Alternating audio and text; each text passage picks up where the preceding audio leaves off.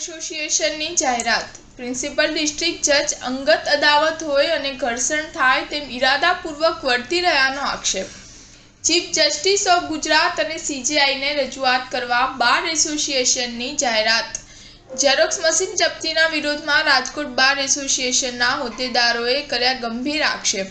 રાજકોટ બાર એસોસિએશનના રૂમમાંથી 40 વર્ષથી આવેલા ઝેરોક્સ મશીનની પ્રિન્સિપલ ડિસ્ટ્રિક્ટ જજની સૂચનાથી રજિસ્ટ્રારે જપ્તીની કાર્યવાહી કરતા તેના વિરોધમાં શુક્રવારે વકીલોએ કાળી પટ્ટી ધારણ કરી સૂત્રોચ્ચાર સાથે વિરોધ નોંધાવ્યો હતો અને પ્રિન્સિપલ ડિસ્ટ્રિક્ટ જજ અંગત અદાવત હોય અને ઘર્ષણ થાય તેમ ઇરાદાપૂર્વક વર્તી રહ્યાનો આક્ષેપ રાજકોટ બાર એસોસિએશને કર્યો છે।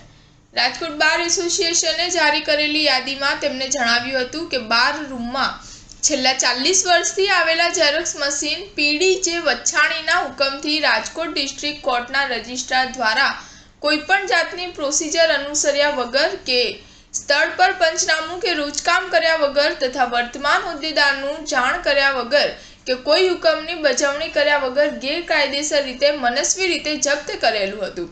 આ ઝેરોક્સ મશીન પરત કરવા સિનિયર અને જુનિયર વકીલોએ કરેલી રજૂઆતો પણ નજરઅંદાજ કરવામાં આવી હતી।